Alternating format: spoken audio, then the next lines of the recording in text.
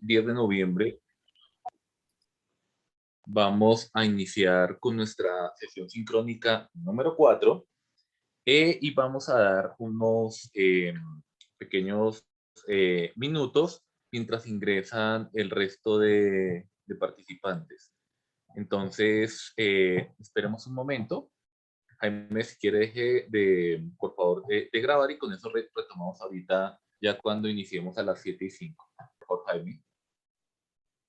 Estimados participantes, muy buenas noches. En este momento tenemos un número importante de personas que nos están ya visualizando y vamos a dar inicio a esta sesión sincrónica número 4, hoy 10 de noviembre del 2021, continuando con nuestro diplomado de introducción a la educación para profesionales de la salud. La agenda de hoy es una agenda concreta en donde pues revisaremos particularmente el ciclo en el cual nos encontramos, mencionaremos las actividades y recursos pasados, particularmente mencionaremos el ciclo 1, mencionaremos las recomendaciones del ciclo 2 y particularmente también se hará una realimentación de una actividad en la cual se implementó en la rutina de pensamiento del microciclo número 5. También especificaremos lo que va a ser el microciclo 5 a 6 a 7. Y por último, haremos la revisión del tema de la sesión sincrónica número 4, que hoy está a cargo del doctor Francisco Lamus, recordando que la siguiente sesión sincrónica se va a ubicar entre el microciclo 9 y 10, es exactamente en 15 días, y esa sesión la voy a dirigir yo. Vamos a dejar un espacio para preguntas y comentarios después de la sesión del doctor Francisco y eventualmente pues vamos a avanzar en la temática que se tiene aquí contemplada. Entonces, para poder iniciar, cabe recordar que en la última sesión que estuvimos hace 15 días, se mencionó que oficialmente se daba la apertura al ciclo 2. Este ciclo 2, a diferencia del ciclo 1, tiene 3 microciclos, porque el ciclo 1 tenía 4.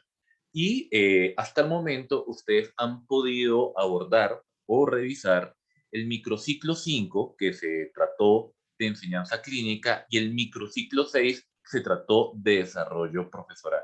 En este momento estamos acá y estamos pendientes en hacer la apertura oficial del microciclo 7, que es evaluación del ciclo de trabajo, como último microciclo de este ciclo 2, para así, de manera oficial, dar la apertura al último ciclo, que sería el ciclo número 3, con los 3 últimos microciclos. Dentro de las actividades y recursos pasados, como mencionamos hace 15 días, el ciclo 1 consistió o ha consistido en las 4 rutinas de pensamiento, el foro número 1 y el mapa mental número 1, en donde algunos de ustedes concertaron entregas posteriores con sus tutores, las cuales pudimos estarlos acompañando, e inclusive algunos todavía están haciendo ese proceso de revisión, en donde siempre les recomendamos de una manera muy atenta que estén en contacto directo con sus tutores para poderlos ir mediando en ese proceso de enseñanza y aprendizaje.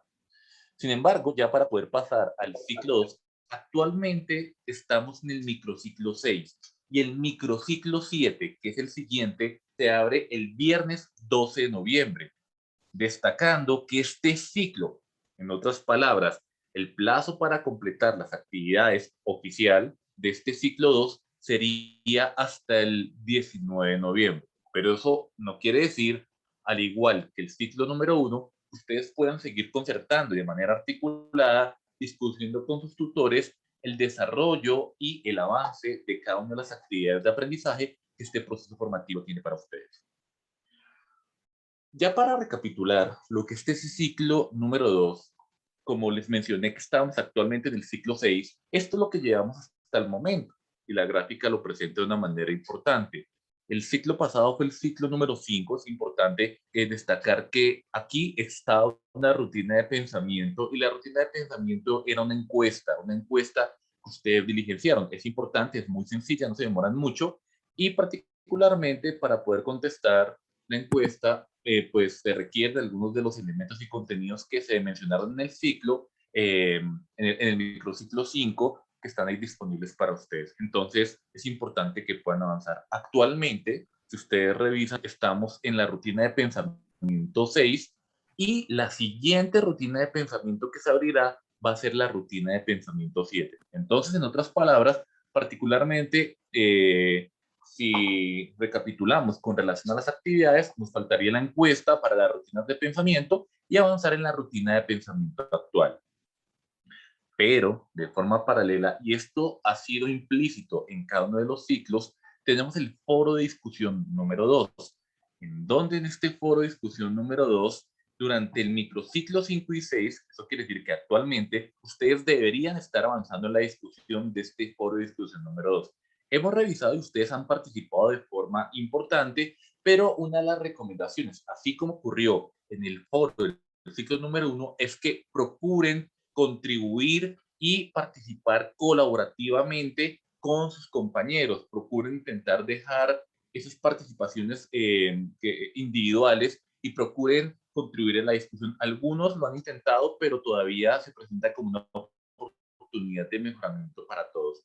En donde una vez se abre el microciclo 7, entramos en modo de cierre y conclusiones. Entonces querría decir que la próxima semana ya empezamos como a consolidar lo que es este foro de discusión número 2. Y por otro lado, el mapa mental o conceptual número 2, en donde a partir del microciclo 6 se entregaron las indicaciones, se entrega oficialmente a partir de la apertura del microciclo 7. Eso es lo que tendríamos. Lo que está en verde es lo futuro, lo que se abre desde el viernes, y lo rojo sería lo pasado. Si ustedes se dan cuenta, ahí es importante, no son muchas de las actividades y con relación a lo que se ha revisado, pues se puede permitir avanzar de manera importante. En el microciclo 5 se hizo una encuesta que era equivalente a la rutina de pensamiento. Dos personas me hicieron una pregunta y pues se mencionó en la sesión que se va a desarrollar de esa manera, y a la fecha ha sido contestada por 71 personas. Esto es lo que ha ocurrido hasta el momento. Y esto también refleja una reflexión importante e interesante sobre el tema, en donde encontramos que particularmente el 6% de ustedes hasta el momento pues considera que no cuenta con experiencia en cuanto a las actividades docentes, menos del un 10% aproximadamente, menos de un año, pero el grueso estaría acá entre el 1 y 10 años. Querría decir que particularmente entre 1 a 10 años estaría el 50% de ustedes, mostrando un número importante de años de experiencia para poder avanzar en este proceso de enseñanza clínica. Ya con relación al sitio principal en donde se desarrolla, aquí no está por porcentaje, sino por números absolutos. Particularmente, la mayoría destacó dos tipos de actividades: las revisiones de tema y las revistas de piso hospitalario como principales actividades de enseñanza clínica. Esto es importante en la medida del desarrollo del módulo para que lo vayan teniendo en cuenta, que son las actividades que normalmente tienden a ser las habituales, seguido de consulta externa y luego en la sala de operaciones. Entonces es importante tener en cuenta que son las actividades convencionales y tradicionales en las cuales pues, nosotros nos vemos enfrentados, y que pues esto puede llevar a una reflexión importante en cómo cambiar o mejorar con relación a dicho aspecto. Con relación a las estrategias didácticas que con más frecuencia se utiliza, destaca y se relaciona muy bien con la anterior pregunta, es donde pues nos estamos entrando con la revisión de tema, algunos con análisis de casos clínicos, interrogación durante la revista, lo cual termina siendo armónico y coherente, pero desde el punto de vista amplio, como se evidencia con la pregunta, es factible buscar otras estrategias y empezar a implementar, empezar a utilizar otras estrategias que les permitan a ustedes favorecer y complementar ese proceso didáctico y pedagógico que ustedes llevan.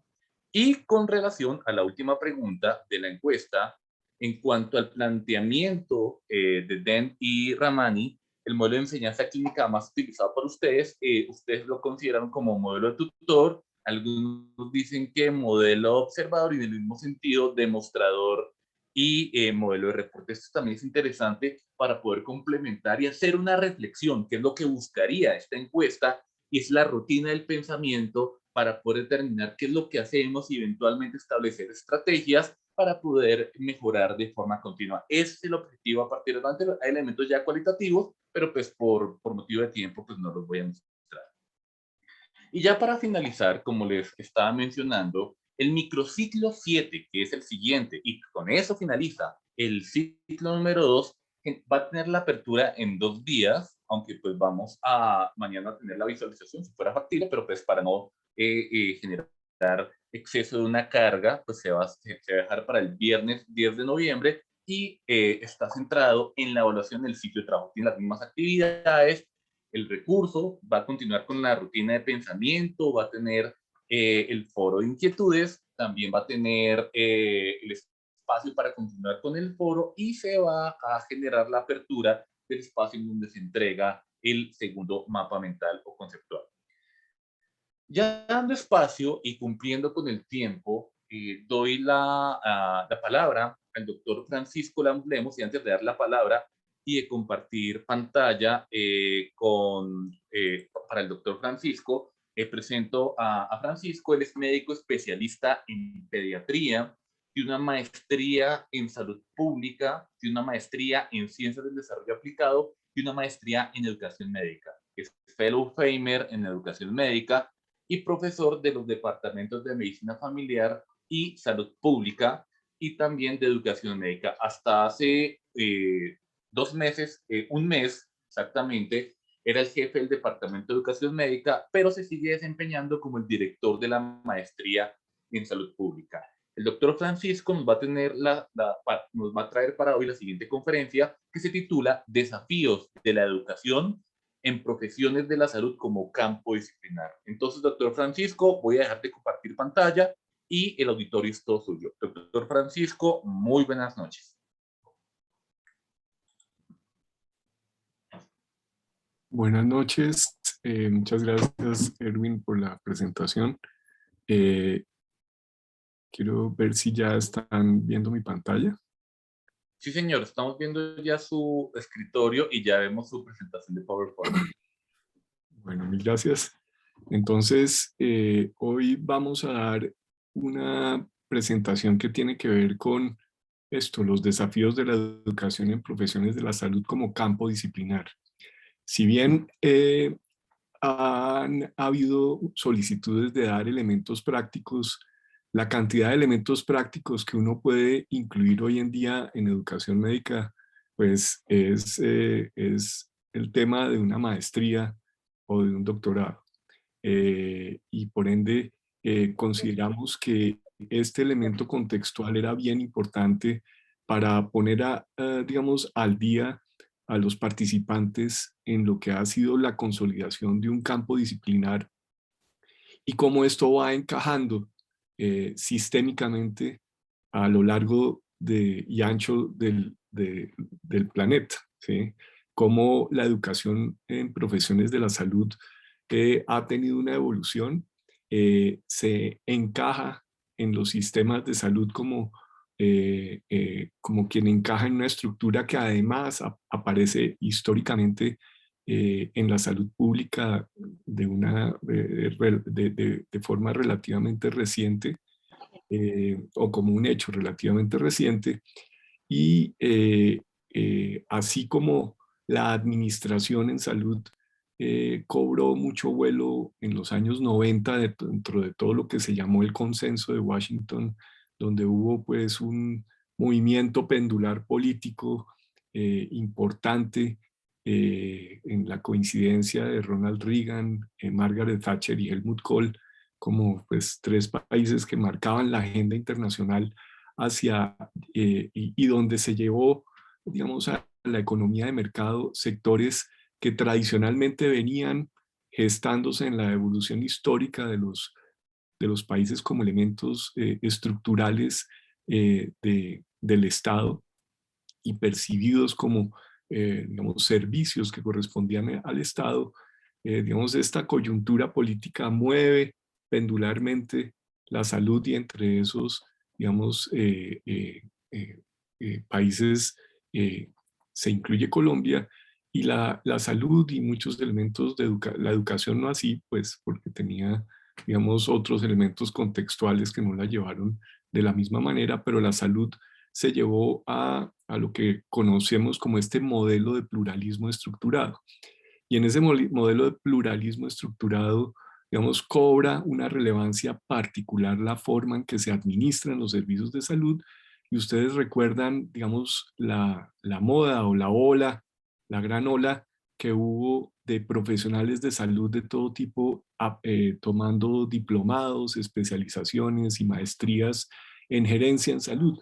Y fue todo un movimiento, diríamos así, que de alguna manera entró a tomar el control a gestionar lo que se volvió una responsabilidad fundamental en el sector salud en la medida en que digamos, la financiación pasó de dirigirse a la oferta, se dejaron de financiar directamente los hospitales con recursos públicos y se pasó a financiar la demanda, a que cada ciudadano tenía, bien sea por sus contribuciones o por el subsidio que recibía del Estado, tenía financiación de sus servicios de salud y empieza una curva de ascenso en el proceso de llegar a asegurar a lo que hoy en día es casi el 97 o 98% de la población y todos unos procesos, digamos, principalmente, diría yo, judiciales, del sector judicial que van ensanchando digamos, lo que era originalmente un paquete de servicio, hasta que la ley estatutaria en el 2015, digamos que ya hace ya no un paquete de servicios, sino que define esas 5 exclusiones que hacen que sea solo un limitado número de servicios los que no están en el sector de la salud. Bueno, eso es un breve resumen de cómo la administración fue muy importante en la década de los 90 y de los 90 y la primera década del tercer milenio. Y desde también el año 2000 empieza a consolidarse o empiezan a consolidarse unos movimientos que venían desde los años 50 en términos de lo importante que era la formación de recursos humanos para dotar a estos sistemas de profesionales con las competencias digamos, la idoneidad para darles el encargo de tratar a personas enfermas en la sociedad. Doctor Francisco, es que las diapositivas no están avanzando. Nos quedamos solo en la primera diapositiva. Esa era la introducción. Entonces, aquí sigo. Entonces, los objetivos de la sesión, precisamente para mostrar por qué y dar ese contexto que consideramos importante en este diplomado a quienes ustedes, además pues, de la amplia experiencia empírica, pues se empiezan a profundizar en este campo, pues nos interesa transmitirla porque precisamente es un campo emergente y por eso voy a exponer la relevancia de la educación como disciplina en la enseñanza de profesiones de la salud. Vamos a identificar la evolución de diferentes perspectivas en la concepción de los servicios de salud y cómo esto es muy importante para entender la relevancia que ha tomado la educación en ese contexto y cómo el recurso humano y la calidad y la educación que recibe ese recurso humano se va convirtiendo en la joya de la corona, en el elemento esencial a partir del cual se puede direccionar el sistema de salud hacia donde, digamos, se quiere que se oriente sistémicamente.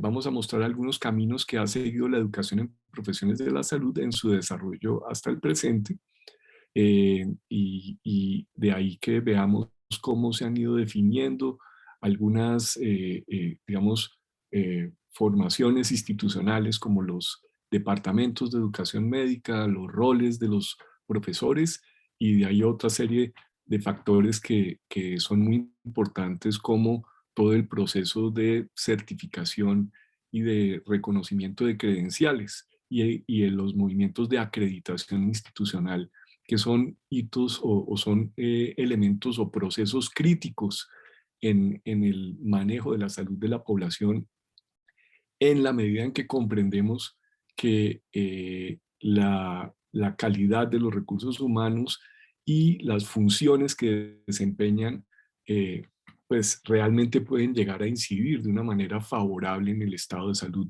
de las poblaciones, las familias y las personas y las comunidades. Eh, y vamos a terminar argumentando algunos motivos por los que por los que el liderazgo es indispensable en la educación en profesiones de la salud. Fundamentalmente vamos a ver cómo, de acuerdo a los planteamientos que se han venido haciendo a través de distintos grupos que se han reunido a revisar hacia dónde se quiere que se dirija la educación en profesiones de la salud, pues la gestión del cambio y el liderazgo para esa gestión del cambio es indispensable, y por ello ha habido, y vamos a ver algunos ejemplos o a hacer mención de algunos instituciones que van surgiendo en el panorama internacional y regional que buscan este propósito de, eh, eh, digamos, promover y formar en liderazgo a profesionales de la salud que están vinculados con este tema educativo y que eventualmente pueden contribuir a que se vaya dando el cambio en la dirección deseada y en la dirección que se ha llegado por consenso a través de distintos grupos que vienen pensando esto de manera colegiada.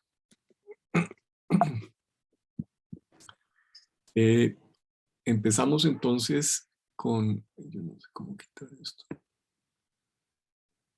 con la relevancia de la educación en profesiones de la salud como disciplina. Vamos a ver y aquí pues utilizo esta citación a Hipócrates que tiene estos 3 principios clásicos que se los dan a uno el primer día que llega uno a una facultad de medicina, y era el primero no hacer daño, primum non nocere, secundum cavere, o sea, segundo prevenir, y tercero sanar, ¿sí?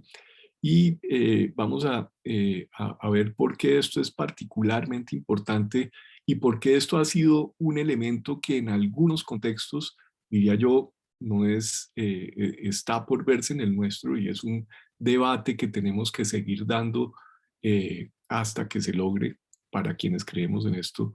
Hasta ahora esto se ha metido en otra serie de debates y los mencionaré brevemente, pero la relevancia que tiene la certificación de credenciales y la recertificación periódica.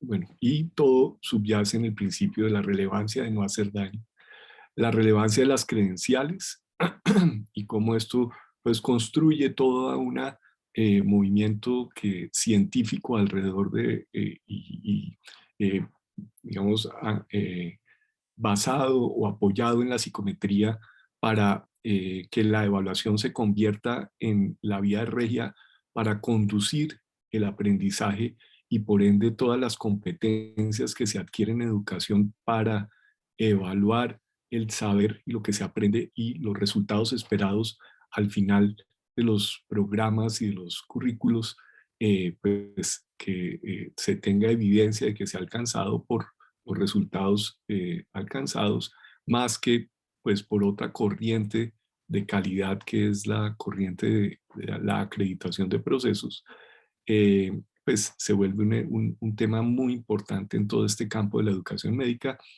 Y finalmente vamos a ver la relevancia del paradigma que enfoca los servicios, con que se enfoquen los servicios de salud. Y ahí vamos a ver algo de lo que ha sido pues mi experiencia en un trabajo en el que venimos trabajando desde nuestro grupo de medicina familiar y salud pública, en el que estamos pues particularmente concentrados, y es en un proyecto que llamamos Salud Rural para la Paz, y es en cómo logramos investigar de la mano de unas comunidades donde estamos trabajando cuáles son los elementos que necesitamos para llegar con servicios de salud de una manera más efectiva a zonas rurales y rurales dispersas o remotas, donde la salud sigue siendo pues algo que no ha llegado efectivamente a la población. Y por ende, pues nos ha llevado a unos cuestionamientos que pues aquí menciono, digamos, pues tangencialmente.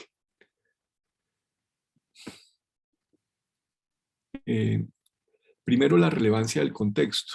En este contraste de mapas del mundo donde el volumen de los países se corresponde pues a las cantidades, vemos que la población está concentrada en el Asia, ¿sí? Predominantemente en China y en India.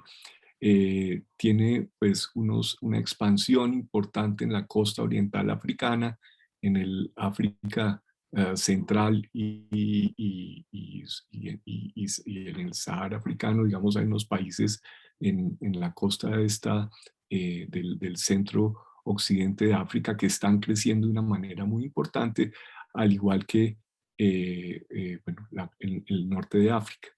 La carga de la enfermedad, ¿sí? Que se mide por esos indicadores que integran la morbilidad y la mortalidad como un solo indicador, años de vida saludables perdidos por enfermedad, sí, como, o ajustados por la pérdida de la salud. Y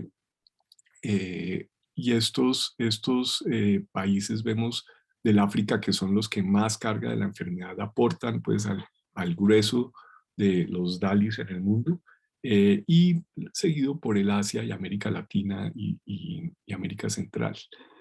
Vemos el número de escuelas de medicina que hay en el mundo, vemos la gran cantidad de escuelas de medicina, cómo están proliferando de una manera muy importante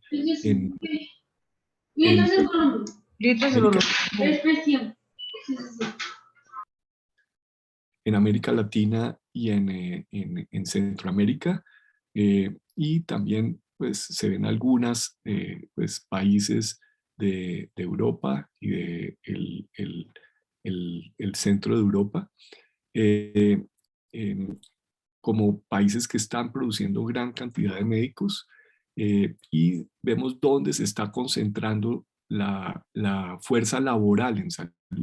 En Norteamérica, en Europa y pues recientemente también estamos viendo en Australia y en Rusia y estos países escandinavos, que ejercen una gran presión, no tanto pues en nuestro país por la barrera lingüística o en Latinoamérica, pero sí, digamos, llevan a capturar muchísimos de los médicos de África, particularmente de algunos países asiáticos, y de China e India, ¿sí? Esto va a ser muy importante porque esta dinámica, si pudiéramos verla también en términos de zonas rurales y urbanas, vemos también que hay un fenómeno muy importante, y es que si bien el mundo se está urbanizando, o está teniendo una concentración poblacional en los núcleos urbanos, las zonas rurales pues están quedando menos pobladas. También es cierto que la concentración de los recursos humanos en salud está eh, predominando en las ciudades, y es un fenómeno internacional el hecho de que las zonas más rurales y rurales dispersas están quedando descubiertas de personal en salud, y estos temas son muy importantes y han influido en las políticas que se están teniendo en términos de educación médica, y lo mencionaré más adelante. Eso es la relevancia del contexto. La relevancia del no hacer daño empieza por reconocer, a pesar de que han habido pues, grandes críticos del efecto de la medicina en la salud de la población, ¿sí? Como McQueen, que pues, a finales de 1800 del siglo XIX planteó que realmente las ganancias en salud en ese momento se podían atribuir a factores ambientales principalmente y a todo el movimiento, digamos, sanitarista, y que realmente era muy poco lo que se podía atribuir a los médicos, o a la medicina en concreto. Posteriormente también está Ivan Illich, un filósofo que hace una gran crítica a la medicina y la plantea casi que como una construcción artificial para, en últimas, enajenar a las personas de su propio cuidado de la salud y de lo que se había construido colectivamente. Sin embargo, pues la pendiente de avances que se han venido haciendo, la transformación de las pirámides demográficas, van mostrando que efectivamente los servicios de salud, la medicina, la tecnología contribuye progresivamente a unos grupos de población en particular, y si bien los avances son incontrovertibles, lo que es un hecho es que esos avances no llegan a toda la población, y las brechas de inequidad cada vez aumentan, aumentan más, aumenta la expectativa de vida en unos grupos de población, y algunos siguen siendo afectadas algunos grupos poblacionales siguen siendo particularmente afectados por enfermedades y factores y grupos de enfermedades que podrían ser, digamos, fácilmente prevenibles si se interviene pues con servicios adecuados, con pues promoción de la salud y disminución de las inequidades sociales.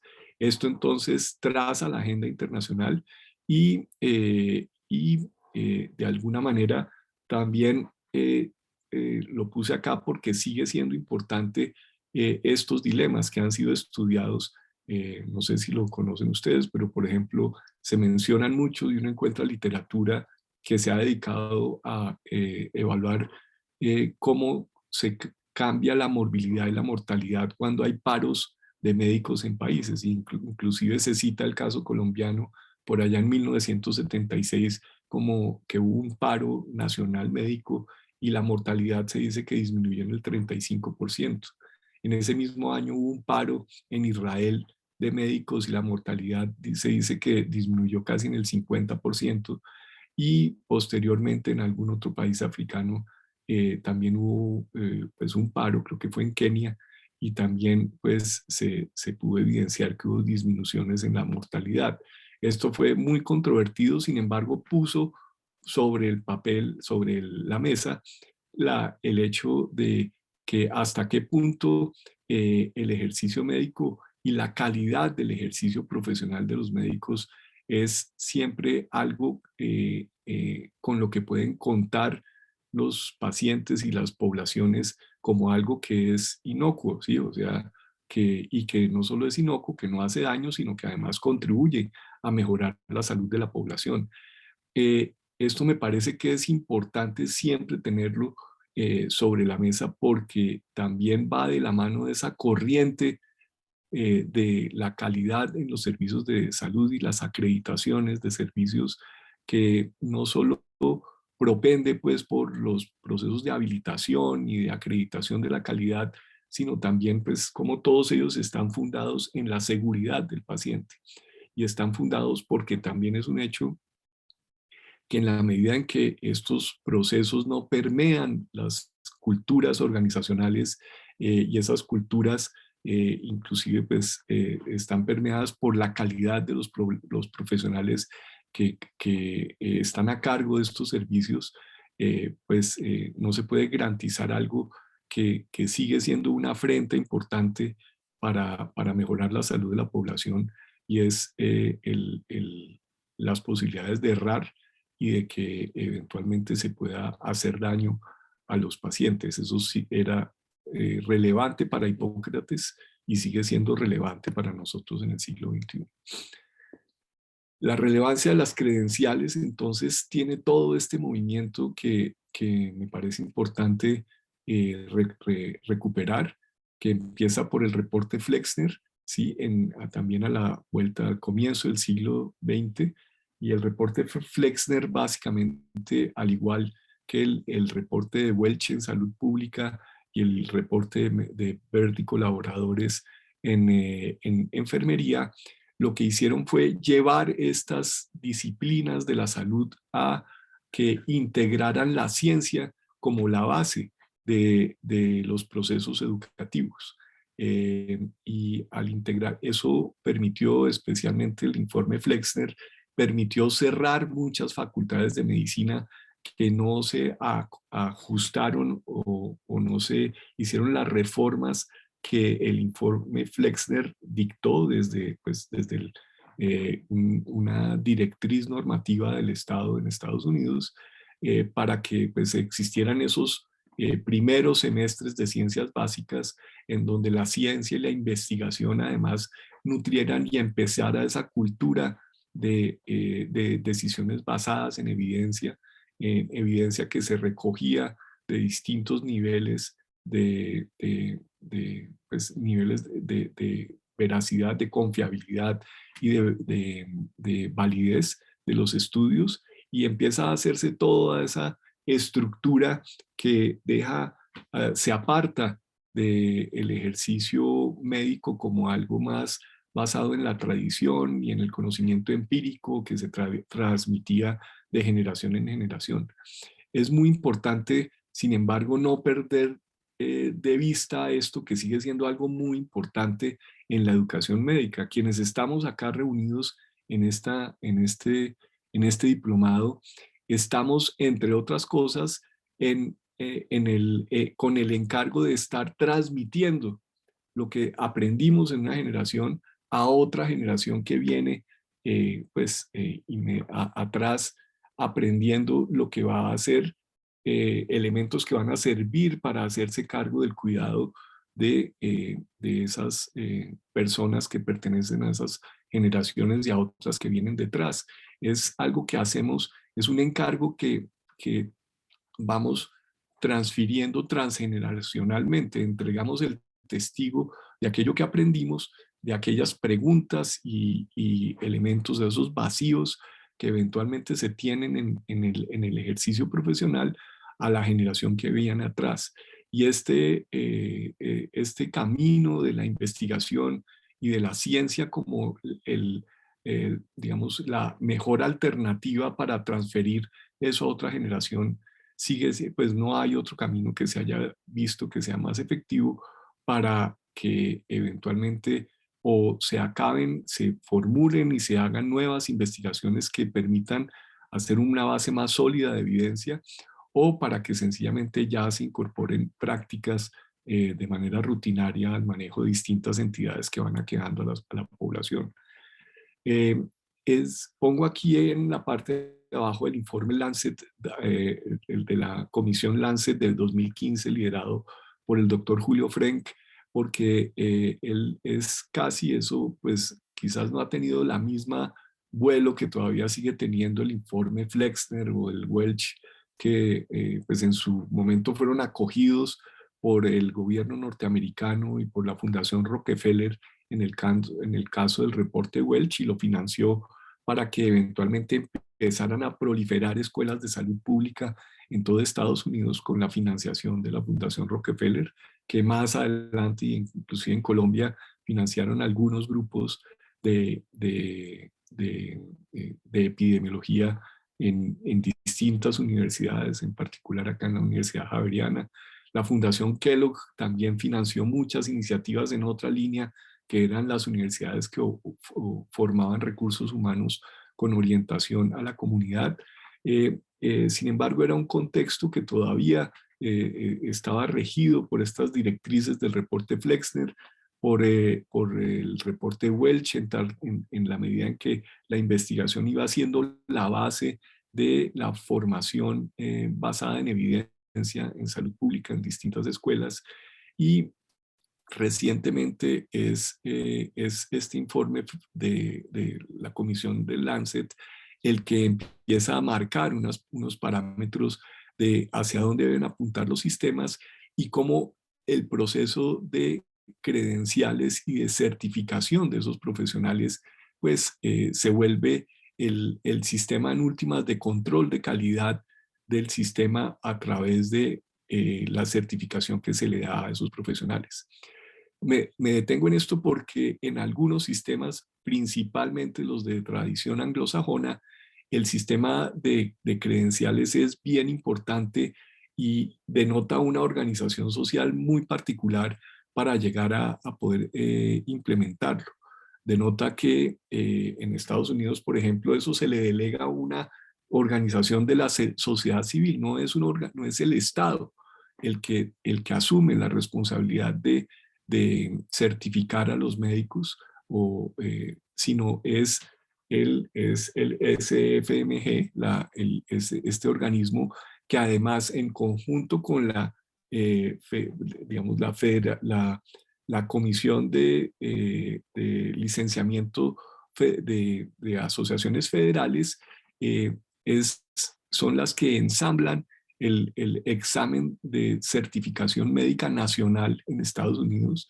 Canadá también tiene su examen, Australia también tiene su examen, ¿sí? Y estas organizaciones, pues esta en particular en Estados Unidos, convoca médicos pues generalmente de universidades.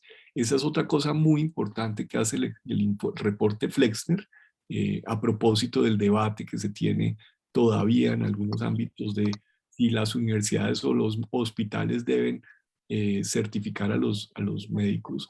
El informe Flexner da la directriz de que los programas de formación de profesionales estén atados a universidades, y es así como pues las universidades forman sus profesionales y tienen que presentar este examen que estructuran representantes de distintas agremiaciones médicas, en el caso pues, de los médicos y de... perdón.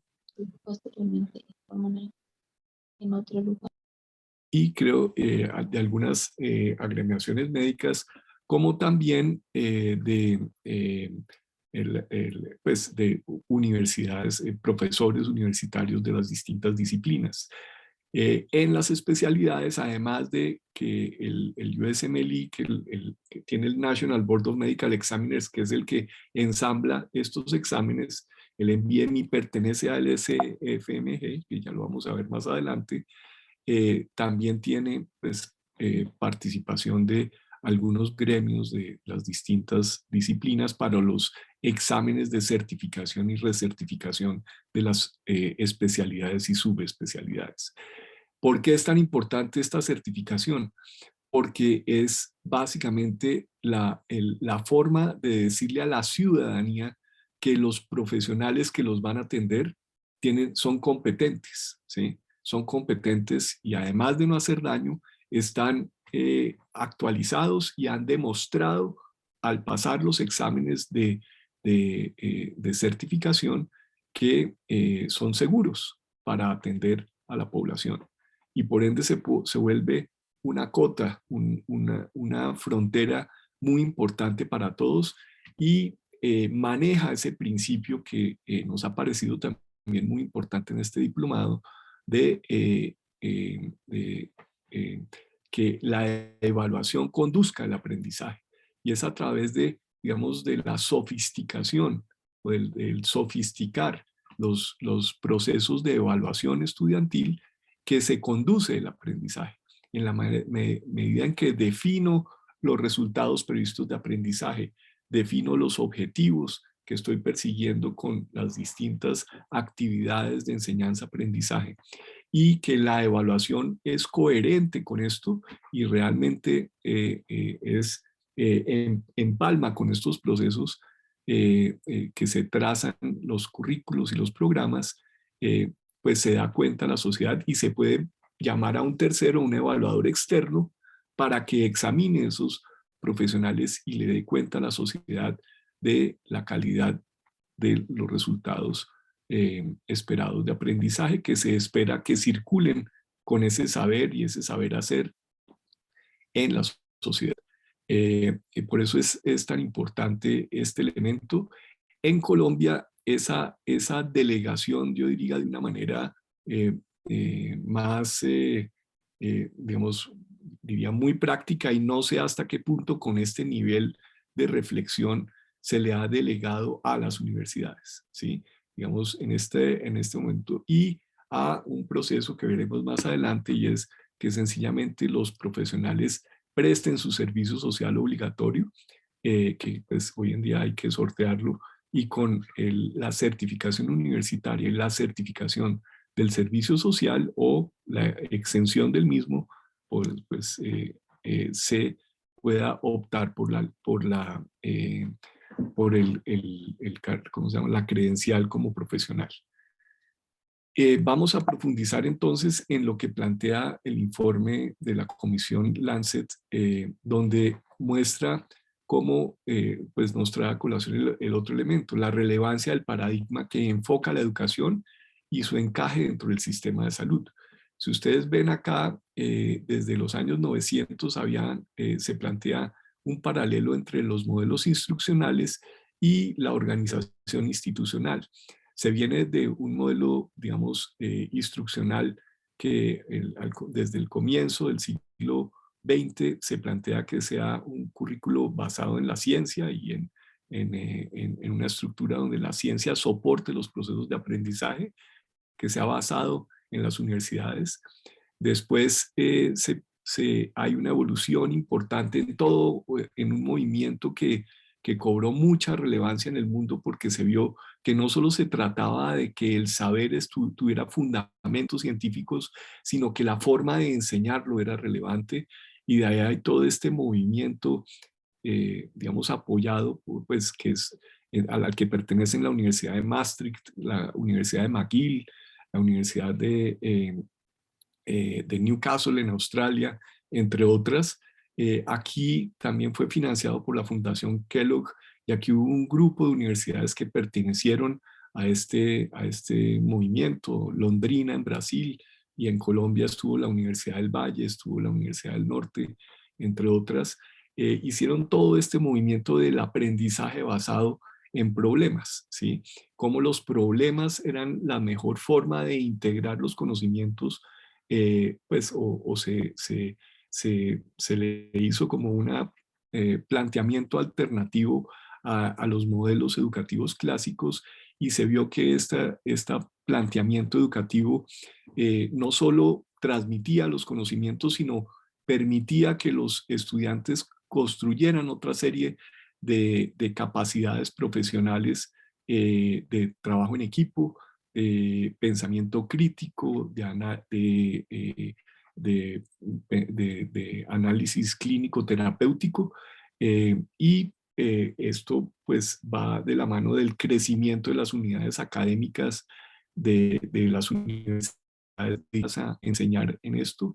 Empiezan esos grupos de educación médica de la Universidad de Dundee, la Universidad de Maastricht, entre otros, pues, que la Universidad de Stanford, de Harvard, que empiezan a tener unos grupos de educación médica muy, muy fuertes, y empieza a investigarse de una manera pues muy dinámica en cómo se enseña y se aprende de maneras más efectivas, y eso trasciende además a lo que les mencionaba inicialmente, al paralelo que va sucediendo en términos de la prestación de servicios de salud, donde en el año 2000 entramos de lleno a la importancia que tienen los sistemas de salud en tratar de llegar con los servicios que se han ido, digamos, estructurando y organizando a toda la población, o el desafío de llegar con los servicios de salud a toda la población,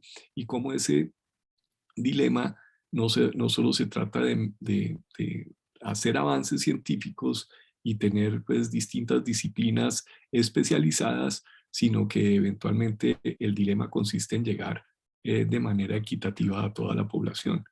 Y ahí es donde empiezan a surgir, pues, los desafíos de cómo la salud y la educación son elementos sistémicos que están íntimamente relacionados, y que en últimas tienen como su gran reto el llegar a hacer, pues, a llegar con calidad, ¿sí?, a toda la población, a mejorar la salud de la población, disminuyendo las brechas de equidad, que es quizás hoy en día el mayor desafío, con satisfacción de la atención de los pacientes, y se ha vuelto la cuarta patica es sin que se queme el personal de salud, ¿sí? Ahora con la pandemia, esta cuarta, siempre se decía el triple desafío de la OMS, y se quedaba por fuera la cuarta pata de ese desafío, que era tener que el personal de salud se sienta, pues, a gusto,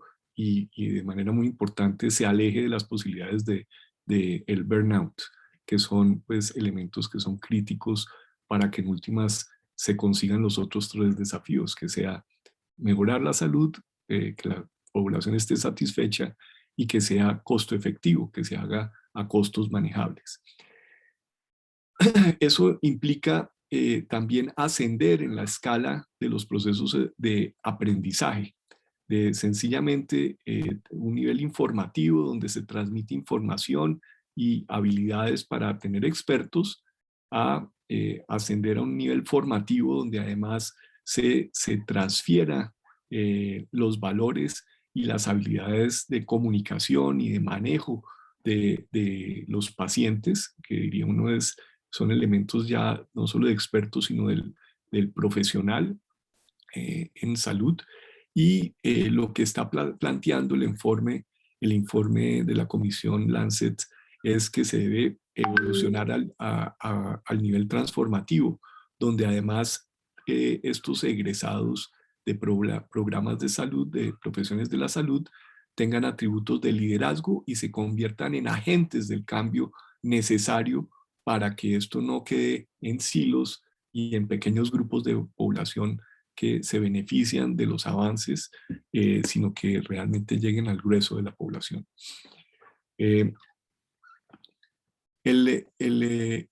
modelo tradicional entonces planteaba pues un currículo en el que se planteaban unos objetivos y se evaluaban, y se plantea que evolucione a uno basado en resultados previstos de aprendizaje que estén conectados con las necesidades en salud de la población.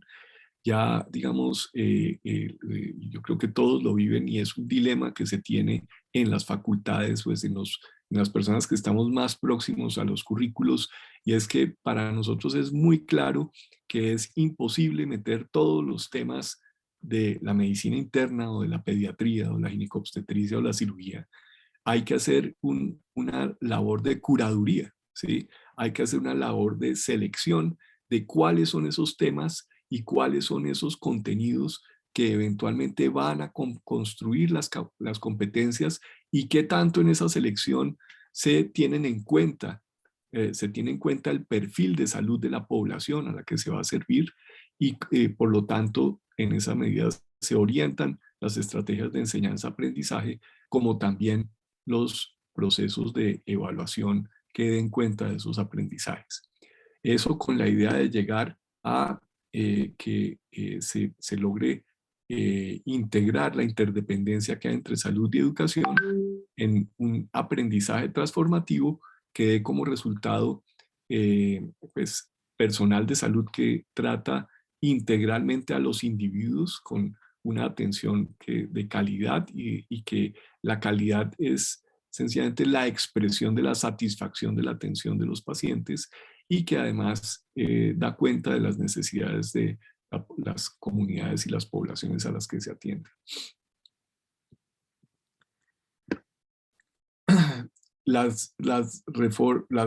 Eso tiene unas implicaciones en términos de reforma, pues desde el comienzo, pues los que están próximos a la Universidad de La Sabana saben, pues aunque no es la única universidad, hay pues así rápidamente uno puede ver tres facultades de medicina en Bogotá nada más que acaban de pasar por procesos de reforma curricular.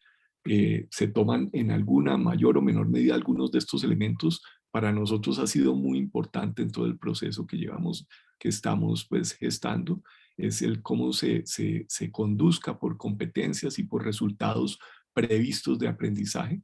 Cómo es de importante la educación interprofesional, lo vamos a ver porque hoy en día es imposible pensar que la complejidad de los problemas en salud que tienen las personas los resuelve de manera heroica un médico, ¿sí? O un profesional aislado de salud, sino es realmente la capacidad de trabajar en equipos lo que responde a esas necesidades y que eventualmente ensambla una cadena de servicios que son coherentes, que son continuos, que son longitudinales, que no se fragmentan y en últimas terminan resolviendo las situaciones en salud que eventualmente hacen que pierdan la funcionalidad de las personas, y el desafío está es en llevar a recuperar la funcionalidad y la reintegración social de las personas que eventualmente han perdido su estado de salud.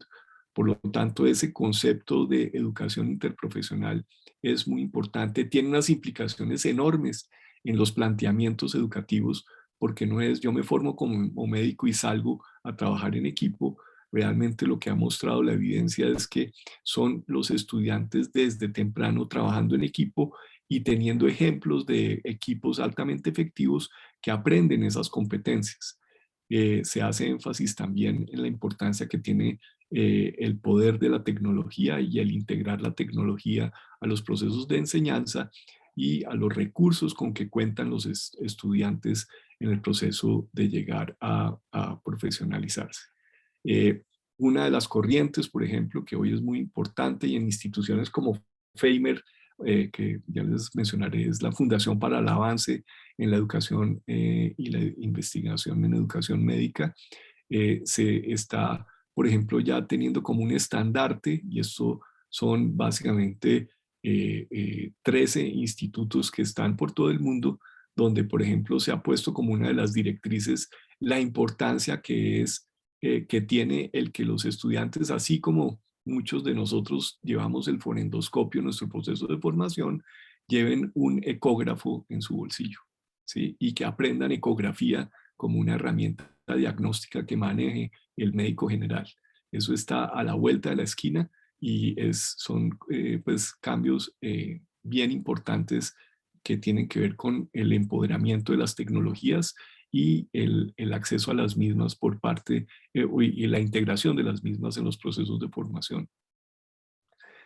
El tema de pensar localmente, pensar globalmente y actuar localmente, la importancia que tiene que los estudiantes entren en estas redes internacionales desde temprano, que entren en contacto temprano con los pacientes y que pues se amplifique, se amplíe, se abra la gama de recursos educativos de acuerdo con las condiciones, ¿sí?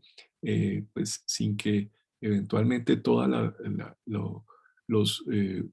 pues se caiga en el problema de pensar que porque no se tienen sistemas sofisticados de simulación no se puede educar, se debe educar con los recursos que se tienen a la mano para crear un nuevo tipo de profesional. Eso implica pues procesos de planeación cooperativa, el montaje de sistemas académicos en lo que hemos visto, en lo que de pronto se ha tratado con el doctor Restrepo, la importancia que tienen conceptos que vienen de otras disciplinas como la formación de comunidades de práctica, la integración a redes internacionales y la relevancia que tienen las competencias culturales y el pensamiento crítico en la formación de estos nuevos profesionales. Esos son elementos que recomienda el informe Flexner a tener en cuenta en las reformas y acciones capacitantes para eso, y es la movilización para el liderazgo, pues el aumento en las inversiones en la formación de recursos humanos, el alineamiento de la acreditación, ¿sí? Desde el sistema de salud, qué quiere el sistema de salud, qué quiere, cómo se alinean los procesos de acreditación institucional con los procesos de formación de recursos humanos. Aquí, por ejemplo, para no ir muy lejos, en Bogotá no hemos podido llegar a acuerdos entre las 13 o más o menos 2 facultades de medicina que estamos en este territorio. Bueno, nosotros estamos también en la sabana de Bogotá, eh, para ver cómo se organiza la estructura hospitalaria con todas esas universidades que están formando recursos humanos en salud y cómo se hace una organización geográfica que permita, en últimas, darle coherencia a este caos de formación. Requiere un liderazgo para estructurar este sistema de una manera racional y que eventualmente ayude a mejorar las competencias como resultado final de lo que se obtiene. Y por eso, pero eso pasa por formar en liderazgo por formar en capacidades de colaboración para en últimas alcanzar esa meta de un aprendizaje transformativo, interdependiente y que propenda por la equidad en salud. También decíamos que tiene relevancia el saber el enfoque del sistema de salud, bien sea como lo que hemos dicho nosotros que estamos pues aprendiendo en esto que estamos trabajando en salud rural, y es la atención que hay en la salud como una mercancía o como un derecho, ¿sí? Es decir, la salud como un commodity o mercancía, y es algo que se transa en el mercado y que yo como individuo lo compro, y en la medida en que yo tengo poder adquisitivo puedo comprar las distintas cosas las distintas mercancías que se ofrecen en el mercado de la salud. Puedo comprar las marcas, las marcas comerciales y no solo los genéricos. Puedo comprar las prótesis dentro de las distintas gamas que me ofrecen. Puedo eventualmente, como decía una investigadora brasilera, Sonia Fleury, se jacksoniza la salud. Puedo comprar el cambio del color de la piel, la forma de mi nariz, de los párpados, de todo. Puedo sencillamente comprar y comprar la salud o la imagen que quiero irradiar como una persona saludable. Es algo que se transa en el mercado y básicamente depende de la capacidad de compra. Por el otro lado está la salud como derecho, y lo que hemos visto en salud rural y en contraste con los equipos que estamos trabajando que son de salud rural de la Universidad de Noruega, de la Universidad del Ártico en Noruega, donde ellos durante décadas han tenido el derecho a la salud y lo implementan de una manera bastante efectiva, y es un derecho público, está regido por normatividad y el ciudadano espera que se le provea, ¿sí? Que le den los servicios de salud a los que tiene derecho.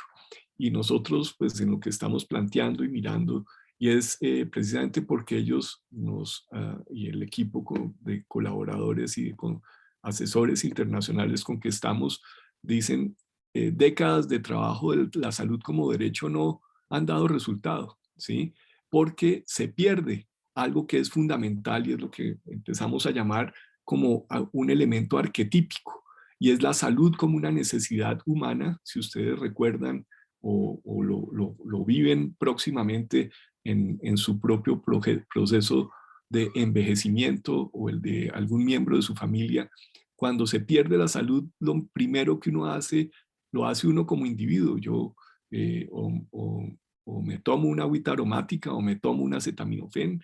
Si eventualmente el dolor o el problema persiste, digo, pues le consulto a alguien o ya llamo al médico, a la persona a la que pueda consultar. Ese médico, muchas personas no tienen acceso ya a ese nivel. Se consulta a alguna persona, si está en una zona más apartada, se consigue al curandero, a la persona, a otro profesional de salud, a alguien que tenga algo que ver con salud, y esa persona da algún tipo de consejería. Y eso se hace históricamente, ¿sí? Un arquetipo es algo que existe, es un prototipo, que existe casi que de una manera innata, y es un recurso al que se apela de una manera innata y que construye comunidad. Es idiosincrático en la medida en que es particular para las distintas comunidades y se construye socialmente.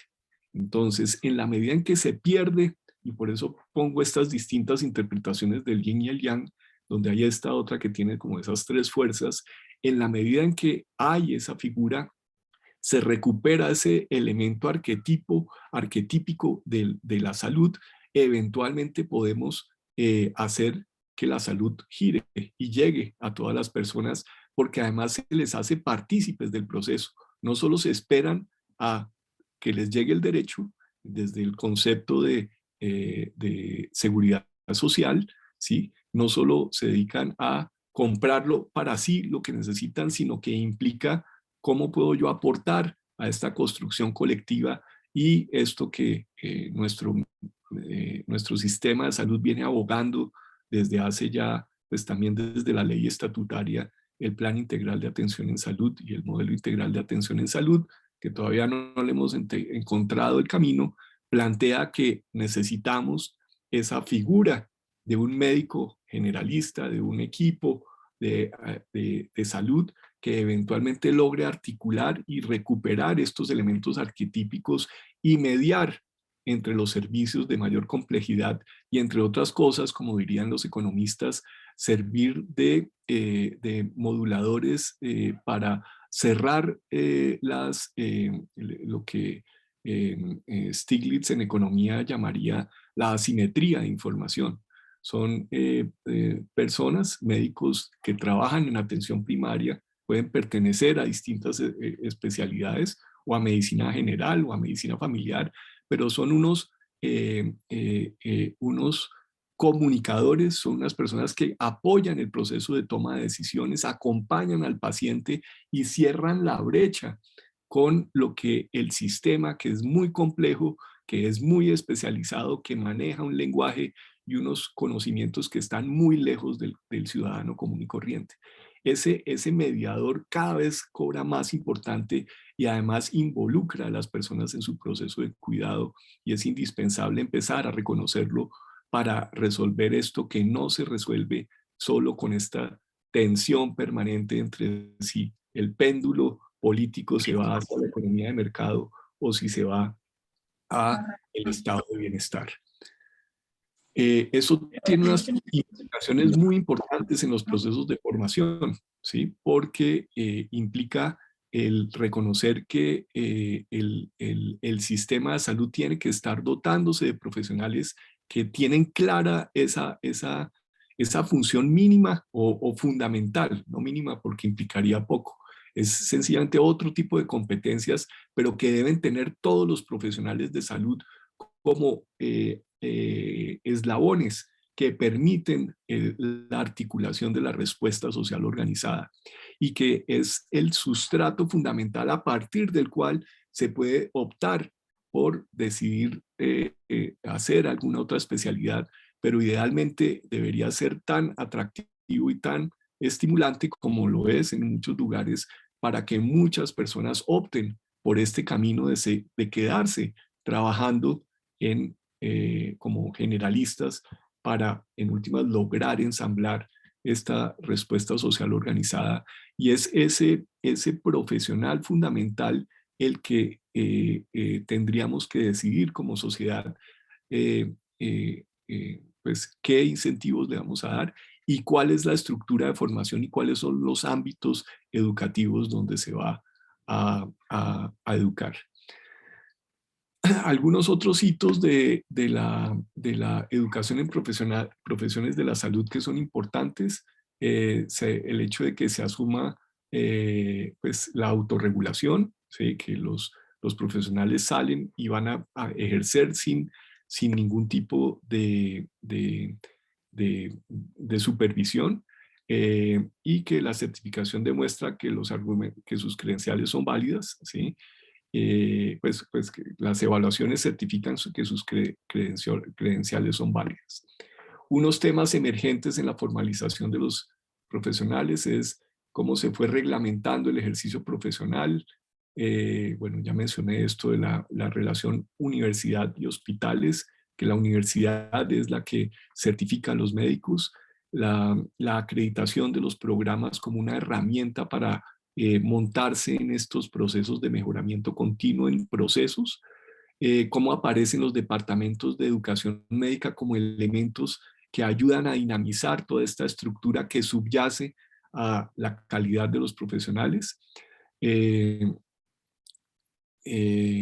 cómo se va creando, y esto ya pues va a ser una directriz muy importante, un registro unificado internacional de programas que manejaba el World Federation of Medical Education, que hoy en día lo maneja FAMER, y que básicamente los programas que para el 2023 no hayan, pues los países que no tengan agencias acreditadoras y los programas que no estén acreditados por esas organizaciones acreditadoras pues no podrán tener movilidad, ni siquiera serán considerados para que entren a estos grandes captadores de recursos humanos.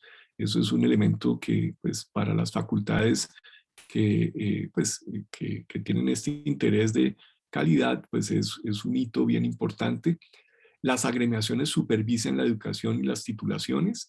En esto, pues, es muy importante. Aquí diría yo que, y lo mencioné inicialmente, es mi opinión personal, hay un estándar muy bajo que han puesto las agremiaciones, y es el de anteponer con el argumento de que la certificación y la recertificación va contra el derecho al trabajo. Entonces es bajar la cuota para que en últimas solo con la certificación universitaria la sociedad esté dispuesta a que la atiendan esos profesionales. No, desde mi punto de vista personal, no, pues no lo comparto, porque realmente lo que queremos que reciba la población es la mejor calidad, y eso se da sometiéndose a la evaluación de organizaciones externas en estos, ojalá, exámenes nacionales. La acreditación de la calidad y el mejoramiento continuo, pues son los procesos en los que se entra voluntariamente en las distintas universidades. Eh, bueno, voy a pasar rápidamente esto para que podamos ir a las preguntas. Bueno, esta es toda la estructura de instituciones que en últimas ensamblan todo el proceso, desde la Asociación Americana de Colegios Médicos, la Asociación Americana de Medicina, está el Comité de Licenciamiento Médico y la Asociación de Colegios de la Asociación de Colegios, el Consejo de Acreditación Médica, está este SFMG,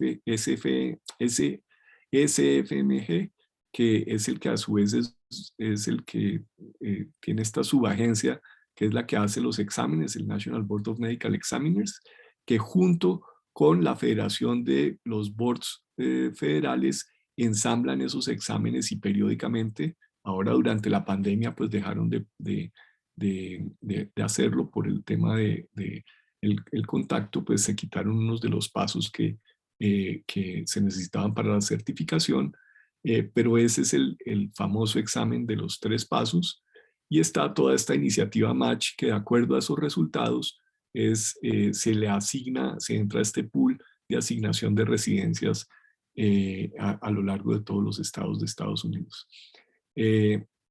Están estas asociaciones de especialidades médicas que a su vez hacen sus propios exámenes, o algunas especialidades contratan al MBME para que hagan sus exámenes de certificación y certificación periódica. Son legislaciones que cambian de estado a estado. He hecho mucho énfasis en esto porque esa organización social detrás de los procesos de certificación es muy importante, e implica la construcción de capacidades gremiales en los procesos de formación profesional, para que pues los médicos tengan una mirada, y los profesionales de la salud tengan una mirada mucho más integral del sistema y la relevancia que tiene la formación de recursos humanos, y que en lugar de estar evitando esos procesos de certificación y recertificación, los pidamos, ¿sí? Y estemos pidiéndolas, porque precisamente los métodos de enseñanza-aprendizaje hacen que se quiten las malas prácticas educativas, el terror y el miedo que históricamente ha impregnado estos procesos, y que básicamente uno, como un sentido de responsabilidad social, esté dispuesto a ir activamente al llamado a cuentas, porque se va a preguntar lo que se supone que debo saber, y las formas de estudiarlo y de aprenderlo se han diversificado de una manera que se facilite. Bueno, voy a acelerar aquí esto para llegar a la parte, bueno, esto lo vieron en el módulo 2, las distintas funciones que en últimas tiene un educador médico en términos de actividades presenciales, pericia médica, actividades a distancia y pericia educativa, que denotan pues las competencias de facilitadores, modelos de rol, proveedores de información, generadores de recursos educativos, planificadores y evaluadores. Y este ciclo pues, propuesto por Harden es una de las elementos que yo creo que orienta aquello que tenemos nosotros como educadores de profesiones de la salud y que algunos han ensanchado pues al resto de las profesiones y han integrado otros elementos como la importancia de tener competencias en liderazgo educativo, en administración educativa, en diseño y mejoramiento curricular y en investigación. Bueno, todo lo que les conté históricamente ha llevado, es muy importante tener este concepto que así como los sistemas de salud son el producto de una historia irrepetible de cada estado, lo mismo sucede con los procesos de formación de formación profesional. Aquí está, digamos, las distintas rutas que recientemente el doctor Tenkate pues, está de último acá, pero es quien con sus colaboradores O'Brien y Forrest describieron de lo que son las distintas rutas que han logrado rastrear en gran parte de los países del mundo, como pues todos parten de una educación escolar secundaria que eventualmente lleva a una educación de colleges, ¿sí? Que son pues, los norteamericanos o los canadienses, que después tienen una educación de pregrado, como es el anaranjado, que sería el caso colombiano. Algunos tienen ya el internado como una actividad posgraduada y el caso colombiano, que ya tiene el servicio social obligatorio como un proceso antes de poder acceder a una residencia. Esas son distintas combinaciones que dependen de la historia de cada país. Y nos lleva al elemento de la relevancia del liderazgo en la educación en profesiones de la salud. En últimas, como les mostré, y haciendo mucho énfasis en el informe eh, eh, de Lancet, la Comisión Lancet para el Desarrollo de Profesiones de la Salud, el dilema está en si el liderazgo está para dirigir lo existente, para gestionar el cambio y o para educar líderes transformadores. Y para eso, si ustedes ven el panorama internacional y las alternativas que existen en ese sentido, en últimas proliferan en distintos contextos las escuelas de liderazgo en profesiones de la salud. Una de ellas, Feimer, con sus 12 institutos. El programa de Stanford es de una gran trayectoria, ya ha dado unos grandes líderes que han pues, sido icónicos en la transformación de sistemas en distintos países. Pues, la Universidad de Harvard. Y yo hago énfasis en Feimer porque Feimer hoy en día está en distintos países, ¿sí? En distintas regiones. Está el Instituto Feimer en Latinoamérica, en la Universidad Católica de Chile, donde es un programa naciente que ya tiene 2 cohortes. Está el Instituto Feimer de Filadelfia, que viene trabajando en estos temas desde el año 2000 y ya ha logrado pues, difundir la experiencia en estos otros 13 institutos en el mundo, con más de 2000 fellows en este momento, que han transformado las facultades de profesiones de la salud en gran parte de los países del mundo. Está el Instituto Brasilero, que pues, ha estado pues, en pausa en los últimos 2 años. Están el Instituto Surafricano, el egipcio. Hay 3 institutos en India, 2 en China, 1 en Indonesia. Y todo esto es para mostrar que este proceso de transformación está llevándose a todo el mundo y gran parte del ejercicio está en incorporar este tema del liderazgo y la gestión del cambio en la agenda de educación en profesiones de la salud. Bueno, me disculpan por terminar así, pero quería dejar por lo menos unos minutos para que se hagan preguntas o comentarios. Aquí voy a mirar. Entonces, no sé, doctor Erwin, si quiere usted moderar o si quieren. Sí, sí, señor. Entonces, ya en este momento, igual estamos bien de tiempo, doctor Francisco. Como ustedes vieron, el doctor Francisco acaba de pues, realizar una presentación que aborda varios elementos y él la realizó a un modo integrativo. Tocó unos temas supremamente valiosos que particularmente están orientados a una discusión profunda y particularmente cuando nosotros particularmente revisamos lo que es, por ejemplo, ese foro de discusión y lo que eventualmente vendría, por ejemplo, el sistema de liderazgo y de gestión del mismo, particularmente ustedes cómo lo ven con sus estudiantes. Y asimismo, cuando uno empieza a determinar esta serie de características y temáticas de la relevancia del rol de la formación de educación médica, ¿ustedes cómo lo podrían ver? Entonces, pues, a partir de lo anterior, quisiera que, pues, si pueden levantar la mano o por intermedio del chat le pudieran hacer las preguntas al doctor Francisco para poder avanzar en el desarrollo de la sesión. Entonces, en este momento voy aquí a revisar los participantes. No veo manos levantadas. Y al igual en el chat, los invito, porque bueno, aquí Jaime va a cambiar el formato, a que ustedes puedan elaborar las preguntas relacionadas con el tema. Lo estoy viendo aquí bien. Entonces, sí, hay una pregunta. Sara, Sara, adelante. Sí, buenas noches. Sí, Aló. buenas Buenas. noches, adelante. Buenas noches, doctor. Muchas gracias por la conferencia. Realmente me pareció súper interesante. Creo que era como que lo que estaba tal vez esperando del eslabón, como comentó usted en algún momento, entre la realidad que se vive en el país y la realidad que se vive en nosotros, tratando de transmitir cierto conocimiento en los hospitales. Yo tengo, con respecto a la pregunta que hace el doctor Erwin, a mí me parece que todavía nos falta muchísimo en formación de liderazgo y pensamiento crítico social a los estudiantes que por lo menos pues con los que he tenido contacto en el hospital desde hace 18 años.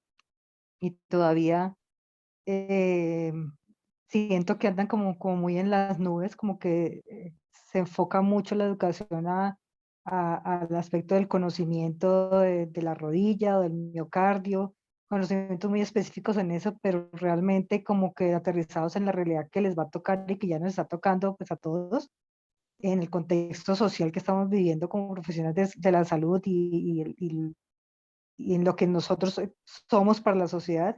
Realmente yo lo veo muy desarticulado, o sea, muy desarticulado. De hecho, son temas que casi que ni siquiera se tocan y hasta en algunas comunidades de especialistas, digamos, donde me muevo en este momento, casi que es tabú, que no se toca el tema. Entonces la veo yo realmente en este momento como un poco desarticulada de la realidad. Muchas gracias, Sara.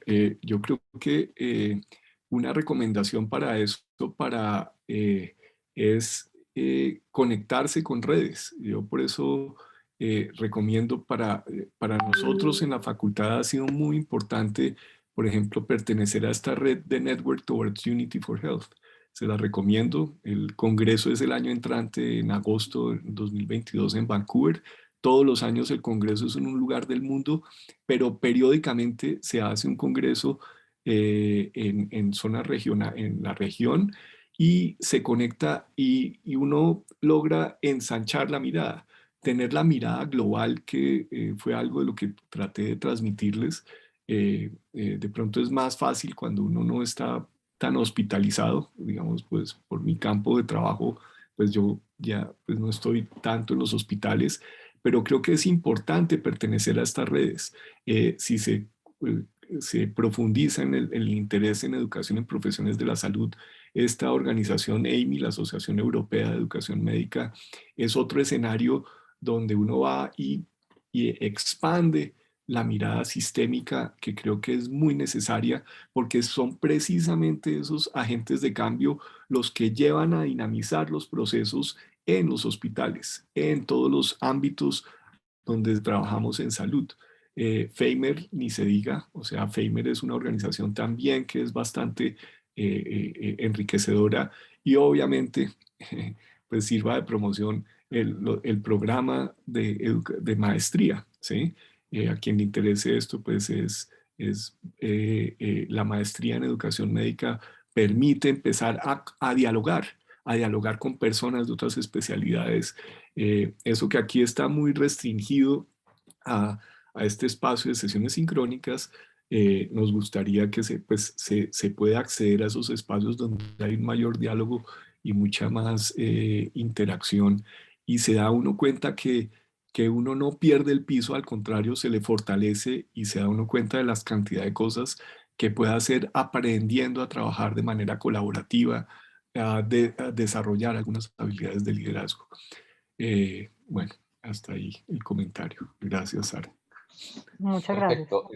Tengo la mano levantada de Diego, e inclusive, pues, antes de darle la palabra, me hizo recordar un tema, Francisco, y también Sara, que pues investigué en mi tesis de doctorado, y fue precisamente la inclusión del enfoque de equidad en salud y las desigualdades sociales en los planes de estudio de medicina en Colombia. Una de las condiciones para no, pues, contarles toda la investigación era que para que el estudiante fuera más sensible a la realidad, había que exponer la realidad. Y dentro de esa exposición, el rol del hospital es absolutamente clave, en donde el profesor clínico también tiene que considerar esa realidad y entender esa importancia de la equidad, porque si el profesor clínico no lo entiende, particularmente no lo va a explorar en la consulta. En la consulta externa. Entonces, pues, ese era mi comentario. Le doy la palabra a Diego Salas. Adelante. Muy buenas noches, doctores. Gracias, doctor Lamus, por su excelente presentación. Yo soy cardiólogo de adultos, recientemente graduado y también debo decir que recientemente introducido lo que es la práctica en la educación médica. Claramente, pues yo hice mi posgrado en medicina interna y en cardiología de adultos y pues reconozco y por eso la importancia hoy por hoy de estar con ustedes introduciéndome a esto en la educación médica. Y pues claro, hoy por hoy tengo un grupo de estudiantes, grupos de internos a con quienes estoy rotando. Entonces, pues esto es muy interesante, importante para mí en mi práctica y en mi formación. ¿Qué tanto ascofame, doctores? Es como la pregunta, o ustedes que hoy por hoy todas estas facultades están entendiendo este proceso de liderazgo, de que los estudiantes y los internos y los mismos residentes y fellows comprendamos en algún momento y salgamos a esa realidad y poder, digamos, integrar eso, porque usted en algún momento, doctor Francisco, mencionó que son pocas las facultades o me dio la impresión de medicina que están siguiendo estos procesos tan de la mano de todas estas instituciones que realmente sí se han tomado muy en serio la formación sí, la enseñanza de los profesores para enseñar uno a los estudiantes de medicina. Entonces, en nuestro país, doctor, ¿esto cómo está regulado? ¿Quién lo está regulando? Entiendo también que la Universidad de La Sabana, ustedes son pioneros en esto y cómo han invitado a las otras facultades de las instituciones públicas, privadas. Entonces quería como que usted de pronto nos hiciera un poquito más de énfasis en ello y agradezco, doctor, su exposición. Muchísimas gracias. Ok, gracias, Diego. Pues yo diría, si hay un intento, si usted mira, pues digamos, de alguna manera los procesos de acreditación valoran y se le da peso pues al que haya formación o que haya educación formal de los profesores en educación, ¿sí? Sin embargo, por ejemplo, hay un elemento que es una pena y quienes hemos trabajado, digamos, apoyando a FEIMER, Yo he tenido la posibilidad de trabajar en el Instituto Feimer brasilero y en el chileno. En Brasil, por ejemplo, se valora el fellow, es todo un movimiento que casi que quien no estaba metido en esa onda se estaba quedando por fuera. Aquí en Hispanoamérica hasta ahora está aprendiendo el movimiento. Y digo que es lamentable es que el fellow no es una figura de formación graduada o de posgrado reconocida como tal, ¿sí? Que eventualmente permita porque uno dice, no todos los profesionales de usted, pues, que acaba de salir en su especialidad tienen el tiempo para ir a hacer una maestría en educación médica. Entonces, la opción del fellow, que es, digamos, una alternativa que permite eventualmente hacer, digamos, unos empaquetamientos de tiempo para poderlo sacar adelante más factibles para un profesional en ejercicio, sería ideal que pudiera prosperar para que eso pudiera coger más vuelo. Por ahora tenemos que esperar a que esto siga teniendo su momentum, que estas iniciativas vayan, digamos, con el voz a voz, capturando más personas, pero yo sí creo que esas alternativas intermedias del fellow o especialización son necesarias para crear ese término muy traqueado de masa crítica que eventualmente va volcando ya a que primero reconozcamos que el ser un profesional en un área no nos hace educadores en esa área. Es muy valiosa la educación, el aprendizaje empírico, pero es muy importante ver todos los avances y todo lo que la educación tiene que aportarnos para mejorar y en últimas capturar tempranamente a las nuevas generaciones para que tengan como proyecto de desarrollo profesional el que se identifiquen. Yo voy a ser cardiólogo o voy a ser cardiólogo y educador en cardiología, ¿sí? Porque es lo complementario y que se proyecten con esa perspectiva, que es lo que en últimas termina consolidando la transformación. Bueno, llegaría hasta ahí. Diego, voy a tomar una pregunta acá de Oscar Vergara que dice... Si quiere yo se la leo, Francisco, Bueno, si le parece. claro. Entonces, Oscar Vergara pregunta que le llama la atención el concepto de médicos generalistas. Sabemos que para la mayoría es el objetivo principal son las especializaciones y las superespecializaciones, pero ¿en qué se ha avanzado para darle valor y empoderamiento al médico general o al médico rural? Ok. Eh, el concepto de generalista es el médico familiar en Inglaterra, ¿sí? En Estados Unidos y Canadá se les dice los family practitioners. Sí implica una formación especializada adicional al salir del pregrado, eso es muy importante. Y en nuestro medio se ha tenido el debate que no se ha logrado resolver entre, digamos, unas corrientes que son partidarias de que el egresado desde el pregrado salga como se le reconozca como médico generalista. En distintos programas, entre esos de nuestro departamento, hemos dado la opción para nuestros egresados de que haya una vía intermedia, que desde el internado pueda reconocérsele un tiempo como el primer semestre o año de su especialidad y que tenga que complementarlo con unos años adicionales. Un sistema ideal sería que se pudiera empatar con el servicio social obligatorio y que ya solo tuviera un año adicional. Pero el sistema requiere de miles de estos médicos. En el momento, si no estoy mal, en la última pregunta que le hice a uno de los médicos familiares, creo que no pasamos los 2.000 médicos familiares y necesitamos alrededor de 10.000, ¿sí? Entonces, ¿cómo se da ese paso? Todavía tenemos que empezar por poner de acuerdo a los tomadores de decisiones.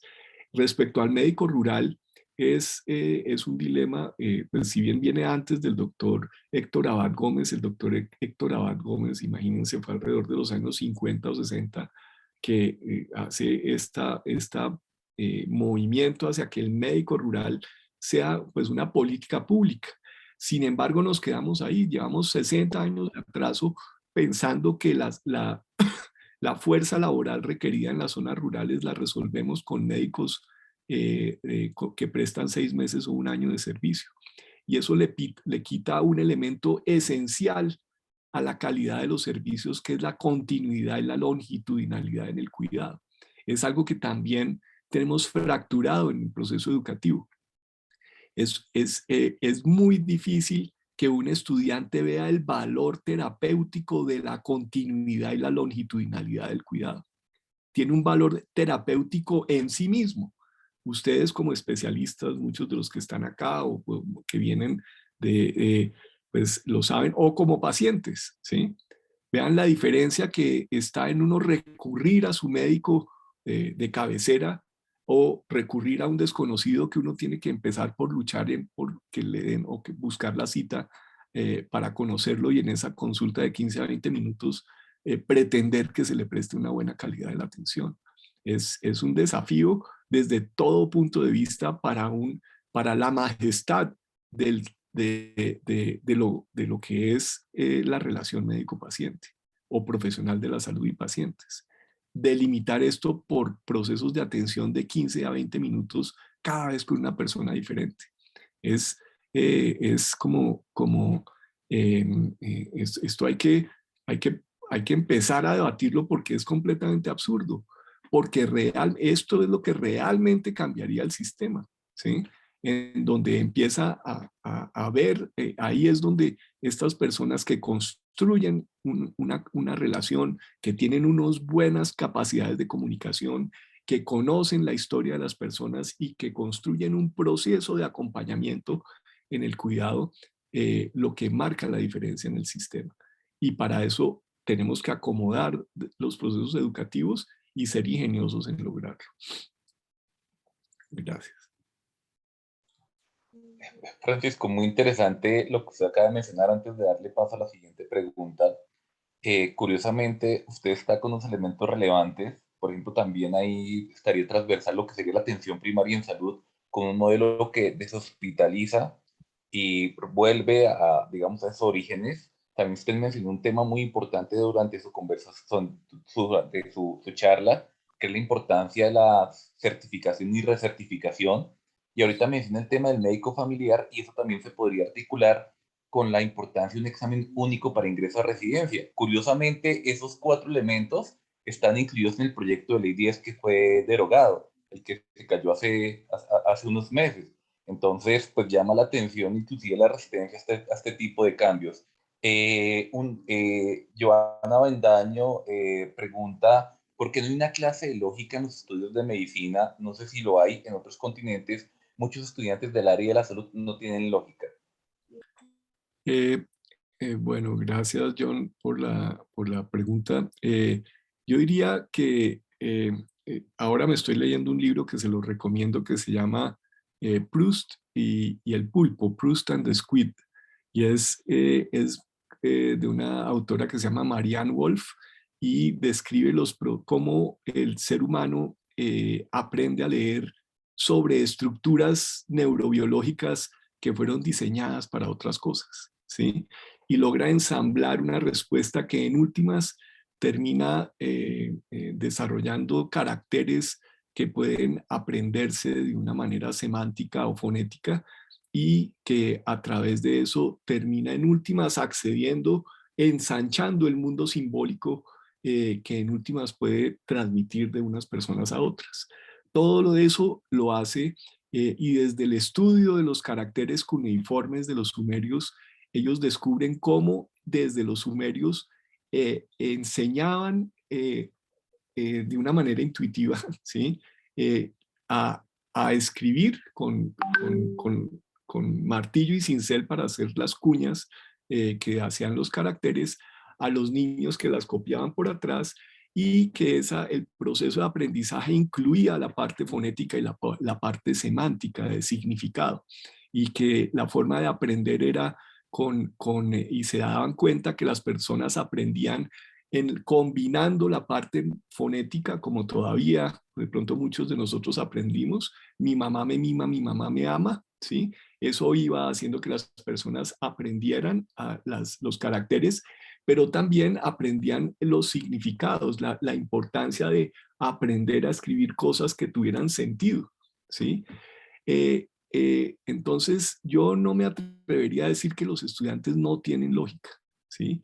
Es que quizás no han sido expuestos a los procesos que los llevan a desarrollar e ir automatizando el desarrollo de la lógica y de la lógica clínica, del razonamiento clínico terapéutico, del razonamiento clínico terapéutico comunicativo, ¿sí?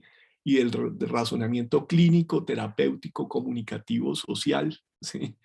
Entonces es una progresión que requiere rutinas y repeticiones y claridad en los procesos más que atiborrar los currículos de contenidos, ¿sí? Porque en últimas lo que generamos es estrés y estrés tóxico que acaba de bloquear y de minar la identidad profesional, que es algo que debíamos cuidar como un crisol en los estudiantes en formación, y su sentido de eficacia. Y obviamente, si a eso le sumamos el maltrato, lo que termina profundamente cuestionado es el sistema educativo, no lo que trae el estudiante como estudiante para que de una manera apropiada y acorde con su estilo y de aprendizaje se le facilite y se le acompañe a que adquiera. Entonces, yo diría que en la medida en que vamos consolidando estos movimientos de educación en profesiones de la salud, vamos avanzando hacia el hecho de que cada vez seamos más efectivos en que los estudiantes de profesiones de la salud aprendan la lógica que tienen que aprender, que es la del razonamiento clínico terapéutico, comunicativo y social. ¿Cómo se hace para ingresar a las organizaciones como Feimer y The Network? Entrando a la página de internet. Es con Feimer y The Network, TUFH, The Network Towards Unity for Health, y ahí en The Network hay cursos de liderazgo, hay cursos que ya empezaron desde la nueva organización, y se puede sencillamente pedir información ahí, se puede uno afiliar. En Feimer sencillamente se mandan las aplicaciones, o bien sea para el instituto más próximo o al de Filadelfia, y en los procesos de selección se dan las instrucciones para ingresar a ellos. No sé Muy si bien, responde. Francisco, creo que ha abordado de manera integral todas las preguntas, está revisando y no hay más.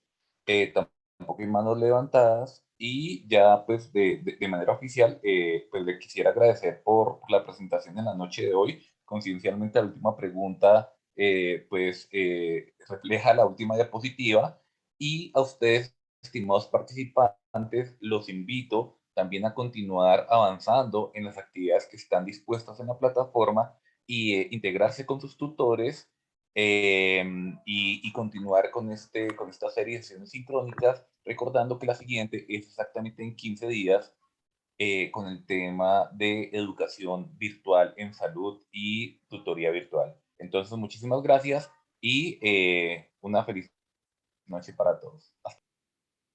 Muchas gracias, buenas noches.